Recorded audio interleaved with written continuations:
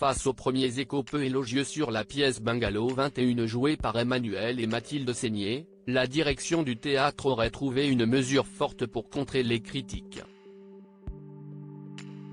Mais pas sûr que cela fonctionne, comme ont pu le constater les auditeurs du Masque et la Plume sur France Inter ce dimanche 15 octobre. Bungalow 21 est la pièce dont on parle en ce moment. Écrite par Éric Emmanuel Schmitt sur une idée de Benjamin Castaldi, elle revient sur le triangle amoureux entre Simone Signoret, Yves Montand et Marilyn Monroe, interprétés respectivement par Mathilde Seigné, Michael Cohen et Emmanuel Seigné. L'abondante promotion, notamment sur le plateau de Vivement Dimanche, semblait promettre un joli succès à la pièce qui se joue actuellement au Théâtre de la Madeleine. Mais un grain de sable est venu enrayer la machine. Depuis 34 ans, Jérôme Garcin, célèbre écrivain et journaliste, est aussi le chef d'orchestre du Masque et la Plume sur France Inter le dimanche soir à 20h. Toutes les semaines, lui et les critiques conviés commentent en public, avec plus ou moins de ferveur, l'actualité du cinéma, de la littérature et du théâtre. Ce dimanche 15 octobre était justement consacré à l'actualité théâtrale, et les critiques avaient eu pour consigne d'aller voir Bungalow 21, mais les choses ne se sont pas déroulées comme prévu. Dans ma longue carrière je crois que si est une première. Jérôme Garcin a ainsi déclaré devant un public stupéfait qu'il avait été tout bonnement interdit de théâtre.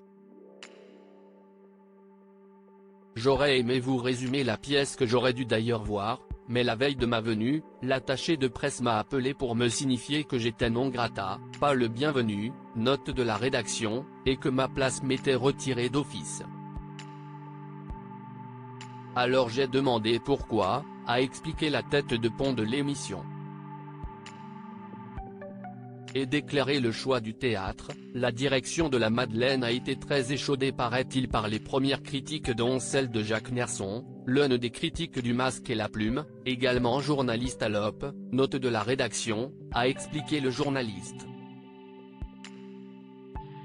Et donc à partir de ce moment-là, a interdit l'entrée du théâtre à tous les journalistes, à tous les critiques. Dans ma longue carrière je crois que si est une première qu'on me retire les places la veille. Évidemment j'aurais pu les acheter mais déontologiquement je trouvais que c'était inadmissible, a-t-il poursuivi. Le journaliste a toutefois trouvé une parade, il s'est procuré la pièce Bungalow 21. Jérôme Garcin a ainsi résumé la pièce avant de passer à la critique sans concession du texte considérant qu'il s'agissait d'un festival de clichés.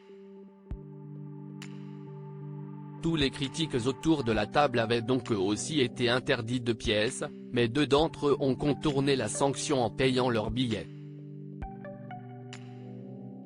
Ça m'exaspérait trop d'être interdite, ils nous prennent pour qui ? S'est agacé Fabienne Pasco de Télérama qui a précisé avoir payé 88 € pour être placé au 4e rang du premier balcon. Lorsque Jérôme Garcin lui a demandé son avis sur la pièce, cette dernière a répondu « ça ne les vaut pas ». Pas sûr que la Madeleine ait trouvé la bonne méthode pour faire taire les critiques. Diaporama. Voir le diaporama.